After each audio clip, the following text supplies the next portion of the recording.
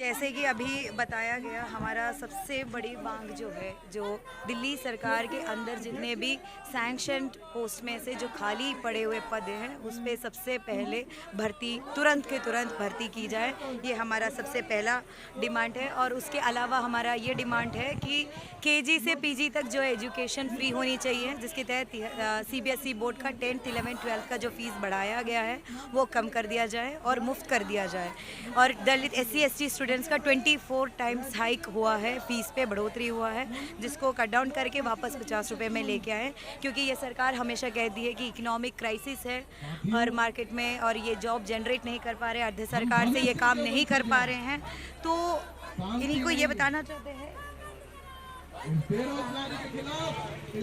ठीक है। सो तीसरा डिमांड ये है कि जो दिल्ली में बढ़ती हुई कॉन्ट्रैक्चुअलाइजेशन है उस पर रोक लगा दिया जाए है।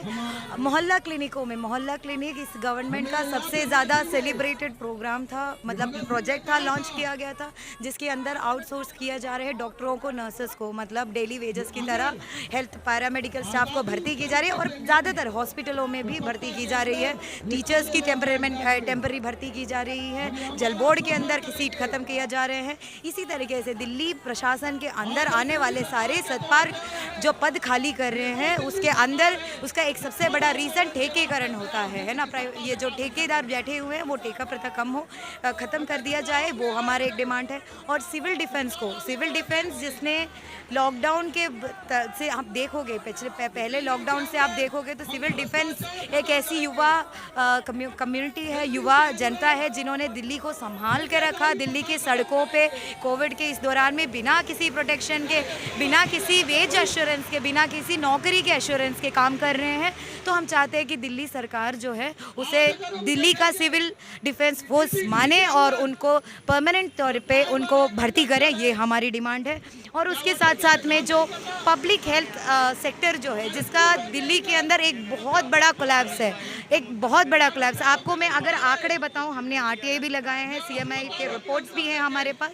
ये रिपोर्ट जो हमारे करते हैं और डेवलपमेंट स्टैटिस्टिक्स भी हमारे को बताती है कि 95 हॉस्पिटल्स जो थे वो 2014 में, और उससे 2019 में पहुँचते 88 हॉस्पिटल में पहुँचे, यानी सीधे 7 गवर्नमेंट हॉस्पिटल इन्होंने बंद कराए। ये खुलवा दिए जाए और जिला स्तर पे जिला गवर्नमेंट हॉस्पिटल्स हो, जहाँ पे सब तरीके का सुविधा हो, टेस्टिंग के लिए कहीं जाना ना पड़े।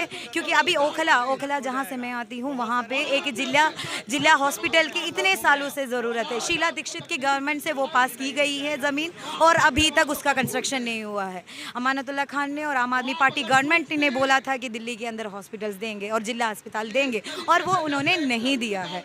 और हम चाहते हैं कि भले ही मोहल्ला क्लिनिक कितने भी बढ़ाए हो, मोहल्ला क्लिनिक की कैपेसिटी बहुत कम है, जो कि हमने पैंडेमिक के टाइम में देखा है। और मैटर्निटी और स्पेशल हॉस्पिटल्स में भी जितने नंबर्स थे उसमें कटौती हुई है, जो कि हम बताना चाहते हैं, जो कि हम एक्सपैंड करना चाहते हैं। क्योंकि थर्ड वेव में हम नहीं जानते हैं कि दिल्ली किस और दौर से गुजरने वाली है। उसके अलावा हमारा मांग LG से और आम आदमी पार्टी से ये है कि वो विधानसभा में और आगे हमारी डिमांड को लेके जाए। Bhagat Singh urban employment guarantee act जो है हमारे लिए बात करे, हमारे लिए लेजिस्लेट करे, दिल्ली के तहत लेके आए, ये हमारा एक और डिमांड है।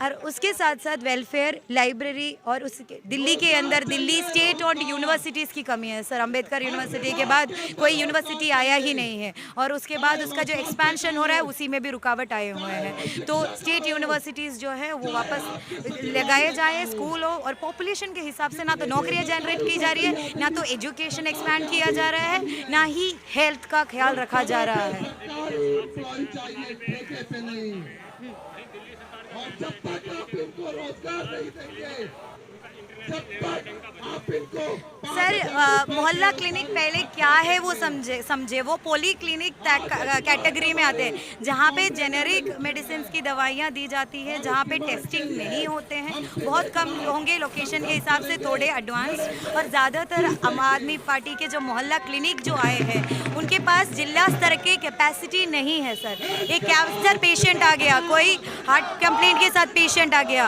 और रेगुलर डायबिटीज़ के पेशेंट आ गए, कोई सीरियस गंभीर मामले आते हैं, एक्सीडेंट्स आते हैं, प्रसूति के केस आते हैं, मैटरनिटी पे कितना फंड कम किया है सर। मोहल्ला क्लिनिक भले ही बढ़ाया हो, पर जो पब्लिक सेक्टर का जो हेल्थ सेक्टर स्ट्रक्चर है उसको एक्सपैंड नहीं किया है सर।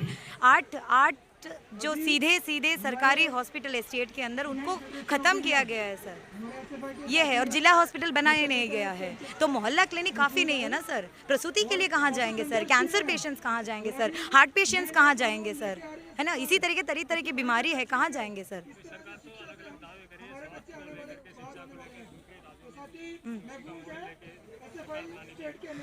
सर देखिए, ये मॉडल तो बहुत सारे जगह पे जाके बोलते हैं ये मॉडल करना चाहते हैं। सर देखिए, इनको मांगना तो पड़ेगा, आज नहीं तो कल मानना तो पड़ेगा ही, क्योंकि ये जो लड़ाई है आज तक की नहीं है। जब भगत सिंह ने आज़ादी का आंदोलन शुरू किया था, तब भी यही मुद्दों को लेके वो खड़े हुए थे। नौकरी का मुद्दा था, शिक्षा का मुद्दा था, और तरह के सामाजिक मुद्दे थे, और आज़ादी का मुद्दा था।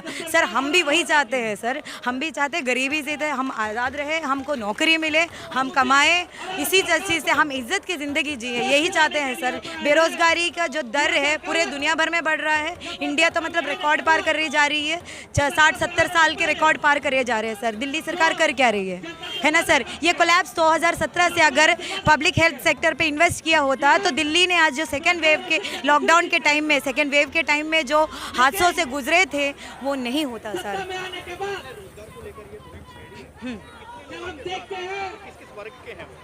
सर देखो, मैं खुद एक मिडिल क्लास तबके से हूँ, और यहाँ पे बहुत सारे आप देख सकते हैं। देखो ये एक मिडिल क्लास से होगा, दिखने वाला लड़का है, जो कि उसने ग्रेजुएशन मास्टर्स की है, अभी तक जॉब एम्प्लॉयमेंट नहीं है। उसने काम किया था, और 3 से 6 महीने के अप्रेंटिसशिप में रखते हैं, जहाँ पे उसको इधर से उधर पैसा देना पड़ता है नौकरी दे लेने के लिए, है ना। इस अप्रेंटिसशिप करने वाले बहुत सारे middle class, upper middle class के युवा है हमारे साथ, आप क्लियरली देख सकते हैं। और एक तो वर्किंग क्लास जनता भी है यहाँ पे, कुछ तो डोमेस्टिक वर्कर्स भी यहाँ पे है। ये नौजवान महिला है, कामकाजी महिला है, जो कि